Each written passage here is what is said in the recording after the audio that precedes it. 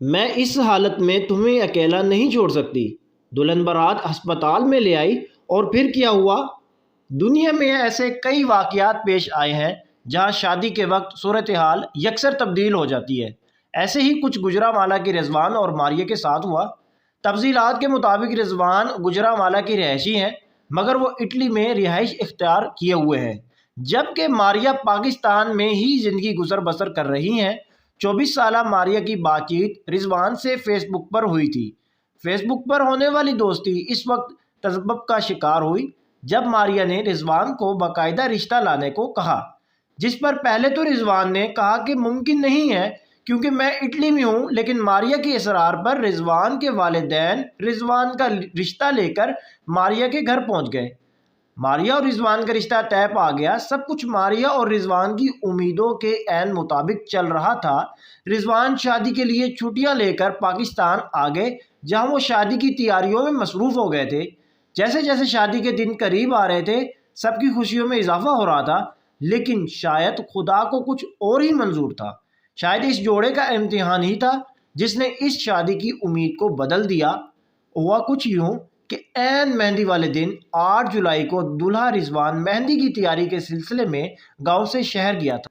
रास्ते में हादसा पेश आया जिसने शादी की खुशी को बदल कर रख दिया था। इस हादसे में रिजवान तो बच गए थे, मगर रिजवान की टांग सलामत नहीं रही। हादसे के बाद रिजवान को निजी अस्पताल मुंतकिल किया गया, जहां इनका ऑपरेशन हुआ। टांग तो बच गई, मगर डॉक्टर्स ने 3 माह मुकम्मल आराम का मशवरा दिया था। ऐसे में शादी की तकरीब में शिरकत करना रिजवान के लिए मुश्किल तो था, क्योंकि टांग को नुकसान भी पहुंच सकता था। हादसे के बाद और डॉक्टर्स के मशवरे से शादी की तारीख आगे बढ़ा दी गई, जिसकी वजह से दूल्हा और दुल्हन को अफसोस हुआ। मदऊ किए गए तमाम मेहमानों को बजरिया फ़ोन कॉल्स और मैसेजेस इतला दी गई और शादी की तारीख आगे हो जाने के बारे में इतला दी। इतला मिलते ही रिश्तेदार और मेहमानों की फ़ोन कॉल्स का तांता बंद गया।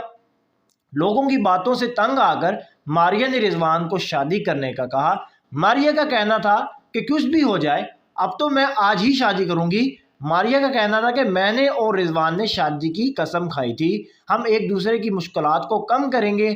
दोनों ख़ानदानों ने पहले तो नाराज़गी की जाहिर की, मगर फिर दोनों ख़ानदानों ने रजामंदी भी जाहिर कर दी। इसी तरह मारिया बारात लेकर अस्पताल पहुंची, जहां दूल्हा रिजवान और उनके अहले खाना बारात का इंतज़ार कर रहे थे। निकाह ख्वां की मौजूदगी में निकाह की तकरीब मुनक्किद हुई, जिसमें दोनों ख़ानदानों के अफराद और मौजूद थे। इस तरह मारिया और रिजवान का निकाह मुनक्किद हुआ और दोनों एक दूसरे के सच्चे साथी बन पाए।